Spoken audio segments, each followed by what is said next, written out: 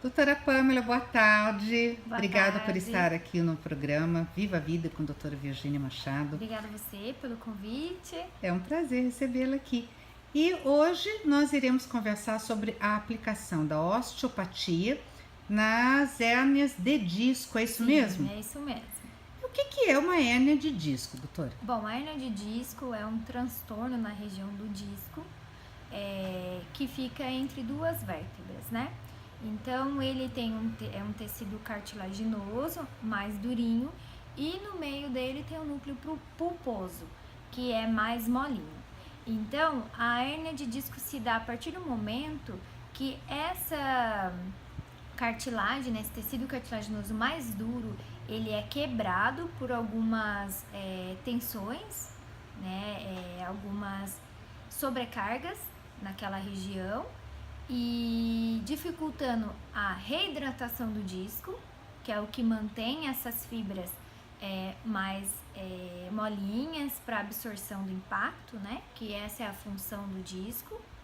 E a partir disso lesionou, né? Teve a quebra dessas fibras, o núcleo ele começa a sair daquela região central dele e pode seguir até mais que o limite da vértebra, tá? Das vértebras da coluna. E é isso que causa dor? Então, aí depende da região onde ela vai se localizar.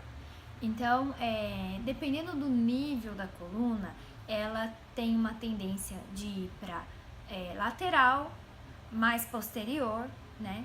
Hérnias de disco anterior, elas são mais difíceis, porque nessa região a gente tem um ligamento que ele é mais forte, tá? E então, ou ela pode ser central também, totalmente posterior, mas ela acaba invadindo a região do canal medular, tá? E aí podem surgir algumas alterações mais graves, tá? Dependendo do nível, lógico. Então, se ela de repente for para a lateral, ela pode sim pegar regiões de inervação, né? Saída de raiz nervosa. Então, se a gente pensar na parte da anatomia, nós temos a coluna vertebral e aí nas laterais saem as raízes nervosas, né? E aí o disco ele pode se deslocar, saiu esse conteúdo do centro, foi para fora e começa a tomar um espaço que antes não era dele e comprimir essa raiz nervosa. Aí o paciente geralmente ele tem uma sintomatologia, né, de dor irradiada para o membro inferior, então para a região da perna. E aí cada região que dói é uma região específica de um segmento da coluna. Então, por exemplo, na parte da coxa, né, mais para cima, de um segmento mais superior da coluna. Na parte do pé, um segmento mais abaixo da coluna. Então, é isso, a gente faz a avaliação.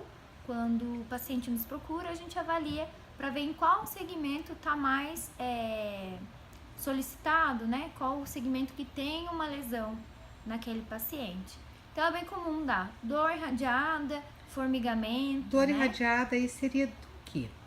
Dor irradiada é uma dor que irradia, tá? É uma dor que ela pode tanto descer quanto subir, tá? Entendi. E o nervo ciático? O que tem a ver com hérnia de disco? O que acontece? Algumas hérnias de disco acontecem justamente na saída da raiz do nervo ciático, tá? E aí o que acontece geralmente? Pode ser comprimido naquela região imediatamente, a saída dele na coluna, né? Então a gente tem uma coluninha aqui, sai aqui a raiz, né, do nervo. Ela pode estar comprimindo justamente nessa região, imediatamente a raiz, ou no trajeto todo do ciático. Então, o ciático, ele sai da coluna e vai para a perna. Então, tem muitas pessoas que reproduzem a dor no trajeto completo, que a gente diz que é uma ciática verdadeira, tá? Ou ela pode dar uma falsa ciática, que é uma compressão do nervo ciático, mas por um músculo, que geralmente é muito comum, o piriforme, que é um músculo que sai aqui, ó, da região do bumbum, né? Então, se a gente for pensar anatomicamente, lá no sacro, que é o triângulo, o pêndulo que tem, né, na coluna, lá embaixo.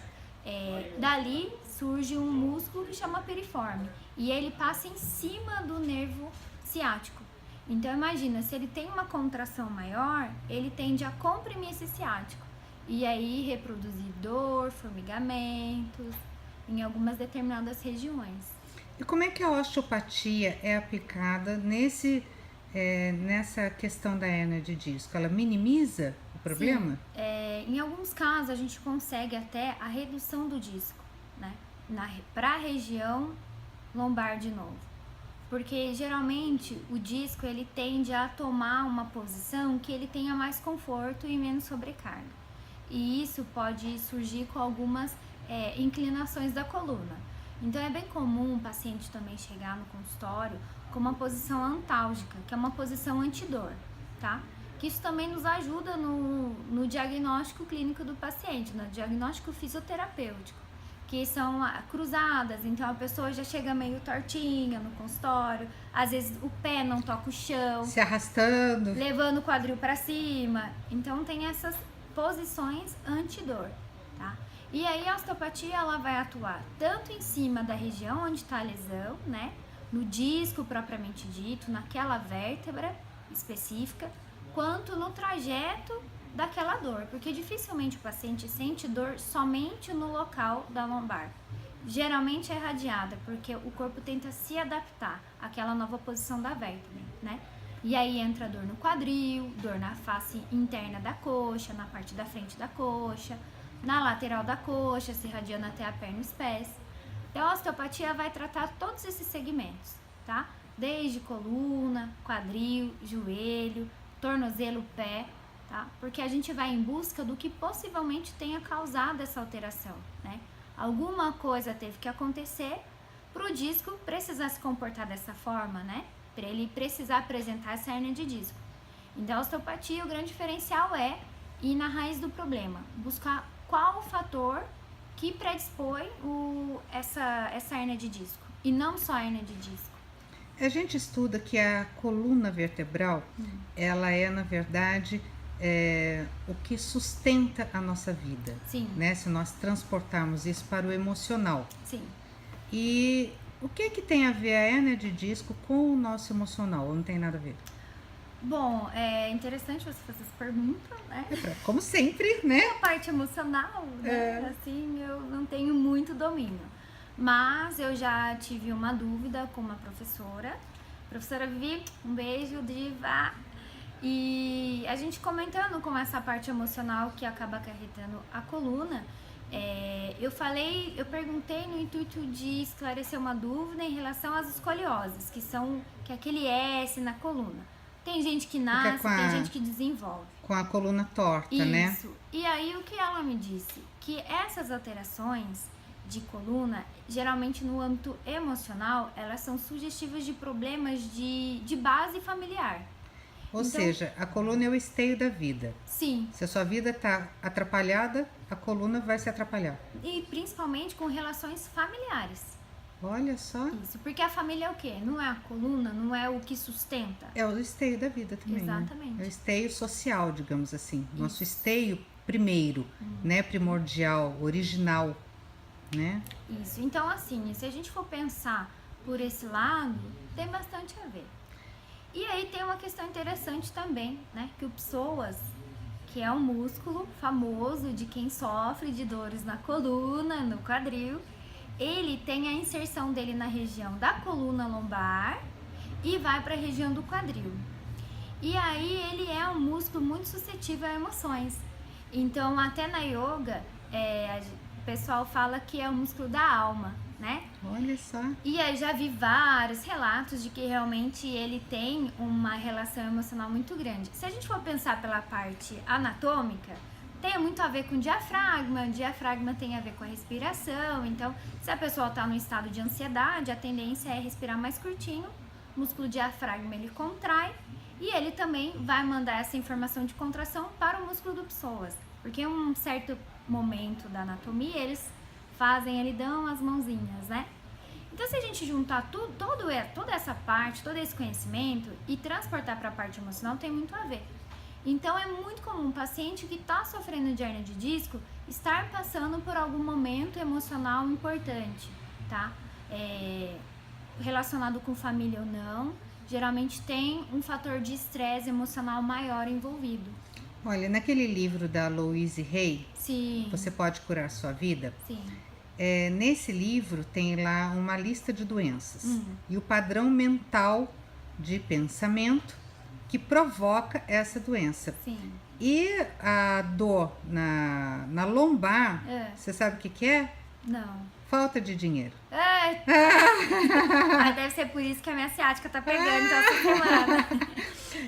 Então ela fala que a dor na lombar normalmente é causada pela insegurança financeira. Sim.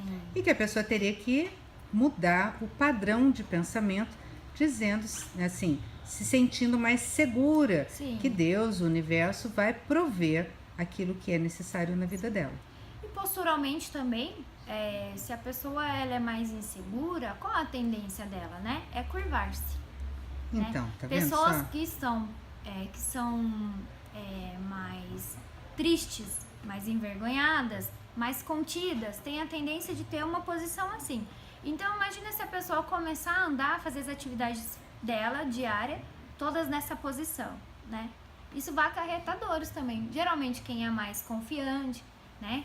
Quem é mais assertivo, tem o quê? A tendência de mostrar, né? É sempre o peito para frente, é sempre aberto. Então, os movimentos dessa pessoa, geralmente, eles vão ser mais amplos. Então, a gente também pode levar esse conhecimento para a parte anatômica, né? Então, a pessoa que é mais segura de si, ela anda de peito aberto. Sim. Né? São mais expansivas, a postura dela diante da vida é diferente, né? Exatamente, isso.